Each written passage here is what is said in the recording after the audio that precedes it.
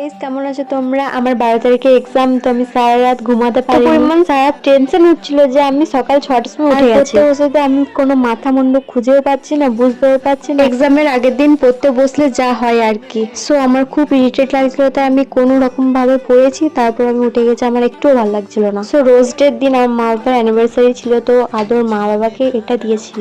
So মা আমার জন্য পার্পল কালারের চারবাড়িটা এনেছিল সেদিন, তো সেটাই আমি দেখাচ্ছি। আর সকালে ঘুম থেকে উঠে ভগবানের দর্শন নিয়ে নিলাম। তো কিছু টুকটাক কাজ ছিল, যেমন বিছানা ঝাড়া, বিছানাটা ঝেড়ে নিচ্ছি। আমার রুমের এক্সাম থাকলে খুব ভালো হয়, বাড়ির লোক কোনো কাজই করতে দেয় না। মা কিছু বলেনি করতে, তাও নিজের কাজটা একটু নিজেই গুছিয়ে রাখলাম। আমার ঘর গোছাতে আর ঘরকে নিট অ্যান্ড ক্লিন রাখতে খুব ভালো লাগে। আমার মাও আমার মতো ঘরকে সুন্দরভাবে গুছিয়ে রাখতে খুব ভালোবাসে। আমি এই সবটা মায়ের কাছ থেকে পেয়েছি। তো মা আমাকে এক্সামের সময় কোনো কাজ করতে বারণই করে, কিন্তু আমার একটু একটু কাজ করতে করতে আমি যে কত কাজ করে ফেলি ঘরে, কোনো ঠিক ঠিকানাই নেই। তারপর দেখছি আমার বোন আলু ভাজছে মুড়ি খাওয়ার জন্য, আর নুন লঙ্কা করেছে। এটা যারা বাঙালি তারাই জানো বস। সো 12 তারিখ কাল আমার এক্সাম, তাই বাবা আমার জন্য অনেকগুলো পেন এনেছিল।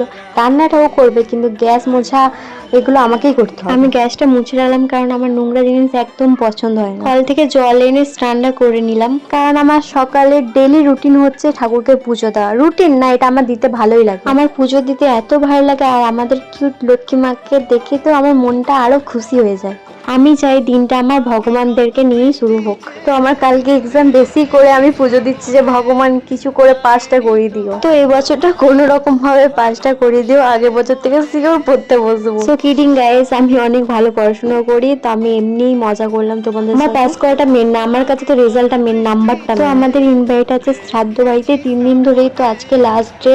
তো আজকে আমরা মুড়ি খেতে গেছিলাম, আমি ঠাকুমা। তারপর আবার দুপুরে আসবো, তাই আমরা দুজন বাড়ি চলে আসছি। দুপুরে আসবো মেন ভোজের সময়। তারপর বাড়িতে এসে দেখি কুর্তি বুড়ি আমাদের বাড়ি এসে, আর আমাদের বাড়ি এলে তো খুব হাসে, খুব মজা করে। তো আমরা রেডি হচ্ছিলাম দুপুরে খেতে যাওয়ার জন্য। আমি যবে থেকে বড় হয়েছি, মা কোনোদিন নিজের হাতে শাড়ি পরে না, আমাকেই পরে দিতে হবে। কারণ মা আর আমি দুজনেই খুব খুঁতখুঁতে, একটু কিছু হয়ে গেলে ওইটাকে আমরা আবার খুলে আবার ঠিক করবো। চুলটা বেনুনি করে কদিন বেঁধে রাখার পর আমার চুলটার কি অবস্থা তুমি দেখতেই পাচ্ছ। আর আমার কাল 12 তারিখ এক্সাম আছে, তো আমি আজকে মাথা ভিজোইনি, কালকে ভিজবো বলে। আর কোনোভাবে কিছু করা যাবে না, তাই বেনুনি করেই নিলাম। আমি কোথাও গেলে সাডেন কয়েকটা জিনিস ব্যবহার করি, তো সেগুলো করে নিলাম, বেশি কিছু করলাম না। আমার সিম্পল সাডেন লুক সবচেয়ে পছন্দ, যাতে ন্যাচারালনেস থাকে। আর এই দুজন হচ্ছে আমাদের বাড়ির নিউ মেম্বার, দুজনে এত কিউট কি বলে বোঝানো যাবে না। তো আমি একটা ফিট চেক নিচ্ছিলাম যে আমার কেমন লাগছে, ভালো না লাগলে আমাকে এইভাবেই যেতে হবে, কারণ চুলে তেল থাকলে আমার কোথাও যেতে একদম ভালো লাগে না। এখানে আমি আর মা দেখছিলাম কে বেশি ফর্সা। অবভিয়াসলি মাই হবে, আমি মায়ের 1%ও যেতে পারবো। আমি এখানে ভিডিও করছি, মা আমার দিকে কনস্ট্যান্ট তাকিয়ে হাসছে, আমার দিকে তাকাচ্ছে, আবার হাসছে, আমার দিকে তাকাচ্ছে। কি অকওয়ার্ড ব্যাপার তোমরা ভাবো তাহলে। আমরা দাঁড়িয়েছিলাম বাবার জন্য, বাবা স্নান করতে গেছে, তাই আমরা একসাথে যাবো বলে। তো আমি একবার প্যান্ডেলের সামনে এসেছিলাম ঠাম্মাকে ডাকার জন্য, তো ঠাম্মাকে ডেকে নিয়ে আমি আবার বাড়ি চলে গেলাম। আর আমি মাদের সাথে খেতে আসবো, তাই আমি বাড়ি চলে গেলাম, আর ভিড়টাও দেখে গেলাম, মাকে গিয়ে বলতে হবে না।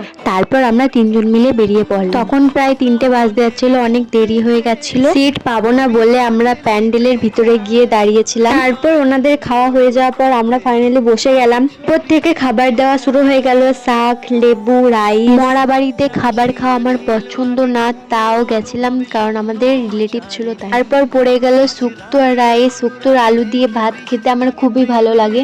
তারপর পড়ে গেল ফুলকপি চিংড়ি, আমার চিংড়ি তো খুবই ভালো লাগে। আমার থালায় 3টে চিংড়ি মাছ পড়েছিল, তারপরে মা একটা দিল, বাবা একটা দিল, নিয়ে আমার 5টা চিংড়ি মাছ হয়ে গেল গাইস। তারপর আমাদের পাতে ফ্রুট চাটনি, পাঁপড়, মিষ্টি দই, আর আমার দই দিয়ে পাঁপড় খেতে খুব ভালো লাগে, তাই খাচ্ছিলাম আমি। তারপর আমাদের পাতে পড়ে গেল নলেন গুড়ের রসগোল্লা। তারপর আমরা খাওয়া দাওয়া করে বাড়ি আস্তে আস্তে দেখলাম এখানে ক্রিকেট খেলা হচ্ছে। তো রাত্রে আমি একটু স্টেশনারি দোকান যাচ্ছিলাম, কারণ কালকে এক্সাম তোমরা ভালো করেই জানো, কিছু কমন অ্যান্ড ইম্পর্টেন্ট জিনিস লাগতো, তাই আনতে যাচ্ছিলাম। আমার রেজিস্ট্রেশন অ্যান্ড অ্যাডমিটটাও লেমিনেশন করা বাকি ছিল, তো ওগুলো করে নিলাম আজকে।